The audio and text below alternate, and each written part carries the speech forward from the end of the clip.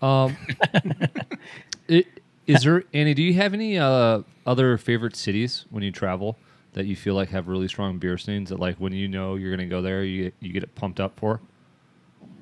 Yeah, I mean, big fan of San Diego whenever I go. Let's see. You really can't go anywhere in the country nowadays without finding some sort of vibrant, exciting beer culture. That And is that's so not really true. like I'm not trying to like dodge your question or anything like that. But you can find, like you said, you referenced a small town near you, breweries making awesome beer, and that's exciting.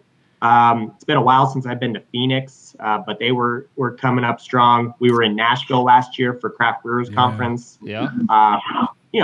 Lots of great opportunities. I was just in Boise, Idaho, which just seems like Denver 10 years ago, and they forever they had like 2 breweries, and now they have 12, and they're experiencing this growth. And my Uber driver was complaining about the traffic, and I think there were 3 cars on the road.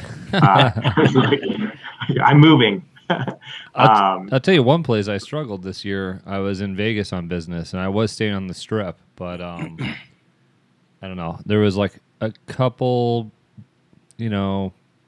pub houses that were, making their own beer right there on tap, but there wasn't a lot of options. Yeah. Not that I found. In Old Town, Las Vegas. Every time I go to Vegas, it's always for work, and it's never, I end up just like exploring all over. I've done just walking around the Strip. But Bangers in Old Town is fantastic. Okay. Stumbled upon Hop Nuts Craft House. Yeah, Vegas and the state of Nevada is coming up strong. You can't go anywhere. Wyoming has been making a push. Wow. Yeah. Wyoming. There's enough people. Throw a dart on the map, and I'm sure you'll find awesome beer and people that are passionate about it, that you can have a good time. I was a couple weeks ago in Austin, and they had a fantastic beer scene. I had an excellent time drinking there. Yeah. Cool. Well, I guess just need to keep my eyes open. It's just popping up everywhere. There's this thing called Maps, Google Maps. You can just put I swear I looked when I was in and just- Vegas, but I didn't leave the Strip. I was on the Strip. I didn't make it to Old Town on that trip. Yeah, Vegas is just its own little world. I mean, I don't worry about beer when I'm in Vegas. I just there's other options there, so I entertained myself just fine.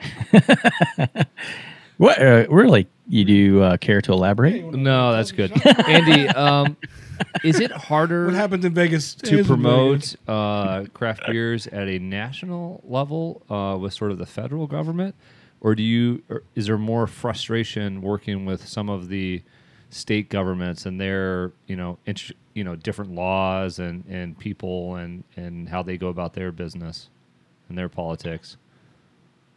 It's certainly a challenge, but again, that's why we were a couple of years ago we were very focused on making sure that every state had at least one active guild. It wasn't long ago that not every state didn't have an active guild. Now they do, and so that we kind of work as a support for those guilds, even providing kind of financial aid to hire an executive director. That's one of the things that the Brewers Association can do. Being that they're state based, we monitor stuff if it has national implications. We certainly want to monitor it more closely and worry about it. I think for the most part, craft beer and craft brewers have kind of become the shaking hands and kissing babies. Lawmakers are excited to see a brewer. It represents jobs, it represents tax revenue, it represents connection to the community. So for the most part, lawmakers want to hear what we have going on. They're small businesses, and they want to help whether they can. With certain states and certain issues that certainly continue to be touchy.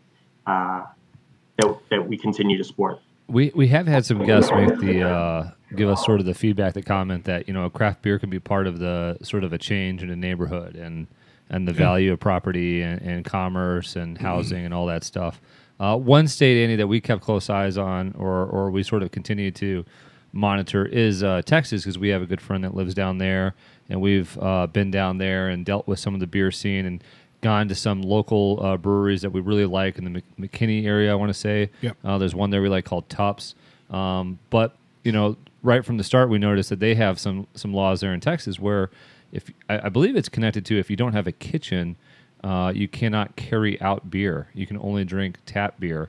So we've been watching this year because it's kind of reached the Senate, the Texas State Senate, that some of that might be overturned. They might change some of that. Though it still seems like they're the bigger back asswards. It still seems like the bigger ones down there, the bigger distributors and producers are trying to keep a lid on it by still counting sales out of the tap towards your total sales with the ones that are also carried out of there. So there's some ways it seems like they're trying to cap it. So that's just one example, Andy. I don't know if you know anybody or if you had anybody on your team that's been sort of helping to push Texas along and help the craft beer, friends down there. Yeah, we have a guild coordinator. She's based out of Montana, but her name's Acacia Coast, and constant liaison between state guilds, specifically Texas. The president of the Brewers Association, Bob Pease, was just down in Texas, basically lobbying with craft brewers in Texas to push this. Pete Johnson in North Carolina.